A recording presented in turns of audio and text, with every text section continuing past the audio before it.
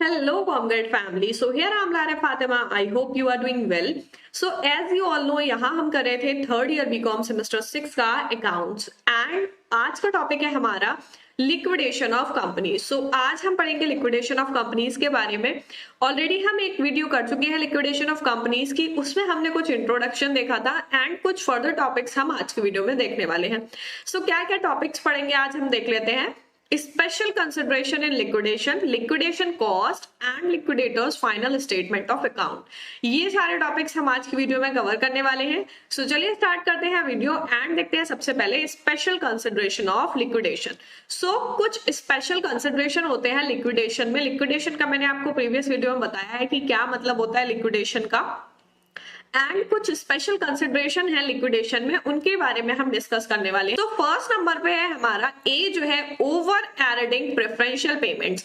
Over adding preferential payments का मतलब क्या है कि हमें बिना किसी और पेमेंट को देखे हुए फर्स्ट नंबर पर किसको पेमेंट करनी है वो देखेंगे। ठीक है, किसको पेमेंट करनी है सबसे पहले वो देखते हैं। In the process of winding up of company as per provision section 326 following debt should be settle as matter of priority over other debt. अगर हम प्रोविजन ऑफ सेक्शन 326 की बात करें देन उसमें बोला गया है कि आपकी कोई और डेट है उससे पहले प्रायोरिटी क्या है कि आपको फर्स्ट नंबर पर कौन सी चीजें सेटल करनी है वो देखेंगे। फर्स्ट नंबर है हमारा वर्कमैन्स ड्यू। जो भी वर्कमैन वर्क कर रहे हैं बिजनेस फर्म में तो उनका अगर जो भी ड्यू है रेमोरेशन देन उसको पेमेंट की जाएगी। ठीक है, सेकेंड नंबर पे है realisation of secured asset having charge against secured creditor.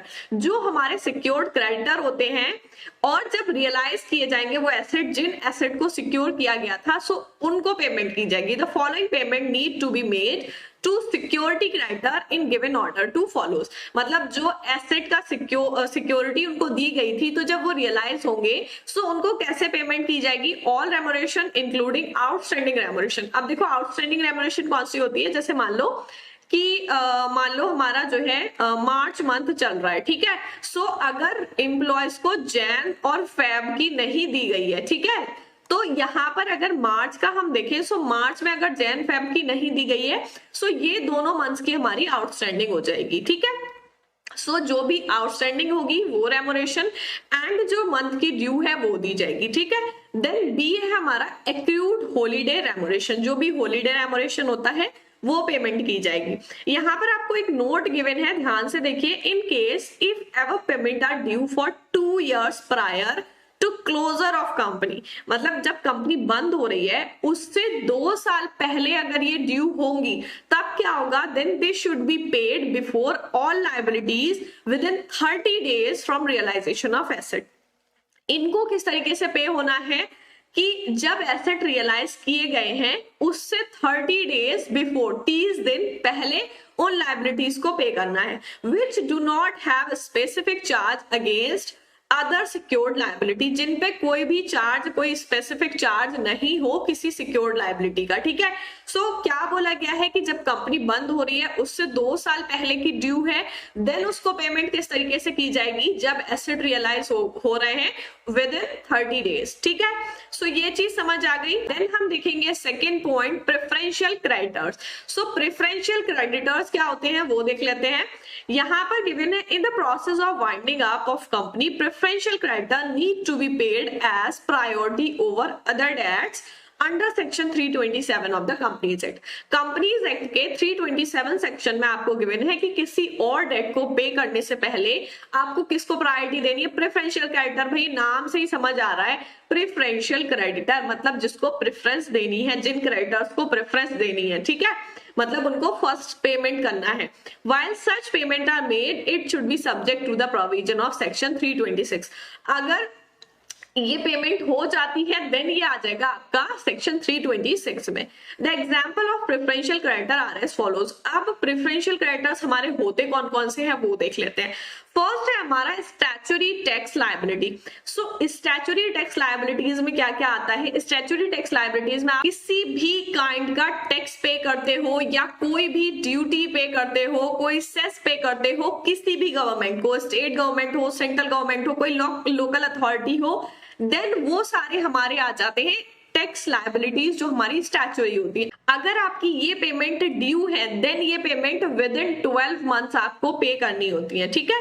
Then next है हमारा एम्प्लॉयर रेमोरेशन। एम्प्लॉयर रेमोरेशन नाम से समझ आ रहा है कि जो भी एम्प्लॉयज वर्क कर रहे हैं उनकी जो रेमोरेशन है, ठीक है। सो एम्प्लॉयज की रेमोरेशन क्या होती है, इसमें सारे टाइप की एम्प्लॉय की रेमोरेशन आ जाएगी, अब चाहे वो आपकी सैलरी हो, वेजेस हो, ठीक है। एंड ये कितना ड्यू रहता है, इसमें आपको 12 मंथ्स में पेमेंट करनी होती है। जो एम्प्लॉयर रेमोरेशन है उसमें भी आपको 12 मंथ्स में करनी होती है। देन है next leave salary. Leave salary क्या होती है, लीव का मतलब छुट्टी, सैलरी का मतलब छुट्टी वाली सैलरी, ठीक है। The amount accrued as holiday remuneration, वो किस में आएगी हमारी, जो at the time of retirement या फिर टर्मिनेशन ऑफ एम्प्लॉयमेंट के टाइम ड्यू होता है, जो रेमोरेशन ड्यू होता है, जो एक्रू होता है अमाउंट, उसको हम बोलते हैं हॉलीडे रेमोरेशन, ठीक है। देन नेक्स्ट है हमारा रिटायरमेंट बेनिफिट्स। अब देखो रिटायरमेंट बेनिफिट्स में क्या क्या टॉपिक्स आ जाएंगे हमारे। रिटायरमेंट बेनिफिट का मतलब क्या है, या फिर फंड, पीएफ का नाम सुना है, प्रोविडेंट फंड, है ना। सो वो eight the time of retirement मिलता है। इसमें क्या होगा कि आपके जो भी एम्प्लॉय है उनका कोई भी प्रोविडेंट फंड या कोई पेंशन फंड, किसी भी तरीके का आपका फंड है, वो उनको हम बोलते हैं रिटायरमेंट बेनिफिट। तो वो आपको पहले पे करने हैं, वो सारे आपके प्रेफरेंशियल क्रेडिटर्स में आ जाएंगे। आई होप ये सारे टॉपिक समझ में आ गए कि प्रेफरेंशियल क्रेडिटर में हमारी कौन कौन सी चीजें आ जाती हैं, ठीक है। स्टैट्यूटरी टैक्स लायबिलिटी, एम्प्लॉय की remuneration, leave salary and retirement benefits. Then हम देखेंगे नेक्स्ट पॉइंट, ये मेंबर्स लायबिलिटी एज कॉन्ट्रीब्यूटरीज। जो मेंबर होते हैं उनकी जो लायबिलिटी होती है एज अ कॉन्ट्रीब्यूटरीज, ठीक है। सो लास्ट वीडियो में हमने देखा था कि सारी जो पेमेंट करनी है कंपनी को, वो पेमेंट करने के बाद जो बचेगा कैश, उसको क्या करेंगे, मेंबर्स को रीपेमेंट कर देंगे। So according to section 226 of the companies act 2013, the term contributory means a person liable to contribute towards the asset of the company in the event of its being winding up. सो यहाँ पर क्या बोला है कि हम किसको बोल सकते हैं, कॉन्ट्रीब्यूटरी का मतलब क्या है।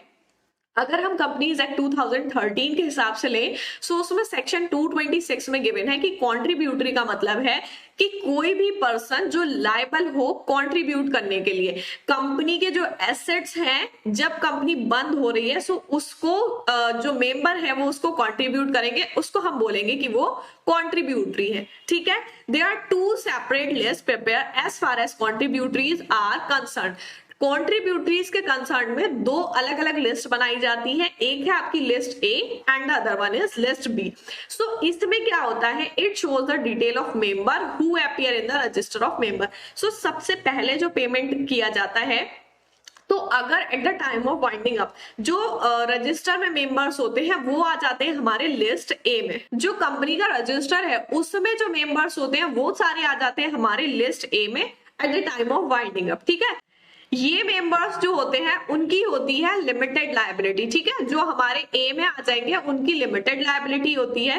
एंड देन बी लिस्ट की बात करें, it shows the detail of all such members who seek to be member within 12 months from the date of beginning of winding up of company. Such members are treated as past members.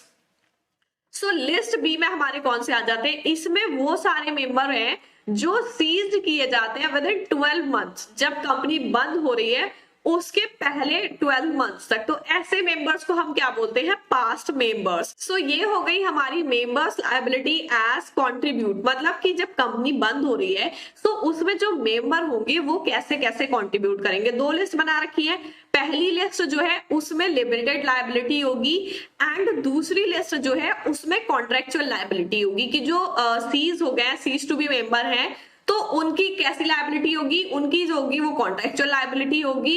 And जो list A के member है, जो register member है, उनकी क्या होगी, limited liability होगी। सो यहाँ पर हमारी दोनों लिस्ट हो गई। अब देखो कंपनी क्या करेगी, company at the time of winding up जो पहला कॉल करेगी वो लिस्ट ए वालों को करती है, ठीक है, लिस्ट ए वालों को करती है। बट अगर लिस्ट ए वाले फेल हो जाते हैं पूल करने में, देन बी लिस्ट वालों को कॉल किया जाता है पेमेंट के लिए, ठीक है। सो ये चीज हो गई हमारी मेंबर्स लायबिलिटी एज कंट्रीब्यूटरी। तो नेक्स्ट है हमारा liquidation cost. The process of liquidation involve realisation of asset and settlement of liabilities which result into many incidental expense such as transportation, negotiation charge administrative and logistic expense etcetera. So जब कोई भी company liquidate करती है then उसमें क्या होता है, asset realise होते हैं एंड जो भी लायबिलिटीज है उनका सेटलमेंट होता है। तो जब लिक्विडेशन करते हैं सो उसमें बहुत सारे इंसिडेंशियल एक्सपेंस होते हैं, तो उसमें हमारा आ जाएगा transportation, negotiation charge, administrative, logistic expense. तो ये सारी चीजें हमारी कॉस्ट में आ जाती हैं और भी बहुत सारे एक्सपेंसेस होते हैं जो लिक्विडेशन कॉस्ट में आ जाते हैं। The payment of liquidation cost is made in specific order. कैसे पेमेंट किया जाता है, पहले लिक्विडेशन कॉस्ट का, देन लीगल एक्सपेंस जो होते हैं, उसके बाद लिक्विडेटर्स का रेमोरेशन, मतलब जो लिक्विडेट करवा रहा है, ठीक है, उसको लास्ट में मिलेगा। पहले लिक्विडेशन कॉस्ट और एक्सपेंस पेमेंट कर दिए जाएंगे, ठीक है। सो ये हो गया हमारा liquidation cost. Then next point देखेंगे। अब देखो ये इंपॉर्टेंट है, liquidators final statement of account आपको न्यूमेरिकल क्वेश्चंस में भी बनाना है, थ्योरी इसकी ध्यान से समझ लीजिए। One of the important statement which shows summarised record of all receipt and payment, ठीक है, receipt and payment, receipt and payment का बनाना है, is known as liquidators statement of account, ठीक है।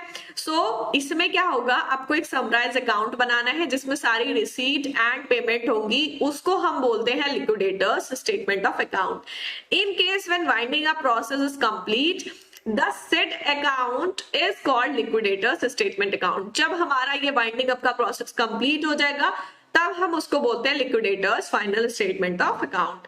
Following are important items which are included on receipt side of liquidators final statement of account. So यहाँ पर आपको कुछ चीजें गिवन है, मैं इसका आगे फॉर्मेट भी बताऊंगी तब आप लोगों को क्लियर हो जाएगा। Net realized amount from assets, surplus arising from asset realized, final call on partly paid share, amount received from calls made to contributees from list A and B. So यहाँ पर जो हम receipt and payment बनाएंगे तो उसमें receipt side हमारी क्या क्या चीजें आ जाएंगी, जो भी एसेट से रियलाइज अमाउंट होगा, एसेट्स को बेचा है, रियलाइज किया है, उससे जो अमाउंट रिसीव हुआ वो आ जाएगा। सरप्लस जो हुआ है एसेट रियलाइज करने से वो आ जाएगा। फाइनल कॉल की थी पार्टली पेड शेयर को, वो आ जाएंगी। जो भी अमाउंट रिसीव होगा कॉल से, जो भी लिस्ट ए और बी के कॉन्ट्रीब्यूटरीज हैं, ठीक है, वो सारी चीजें आ जाएंगी। देन नेक्स्ट हम देखेंगे following are important item which are included on payment side. अब देखो अभी हमने देखा रिसीट साइड क्या आएगा, अब पेमेंट साइड क्या आएगा, लीगल चार्जेस हो गए, लिक्विडेटर रेमोरेशन एंड लिक्विडेटर्स एक्सपेंस हो गए, claim of debenture holder including interest due up to the date of actual payment subject to solvency of the company।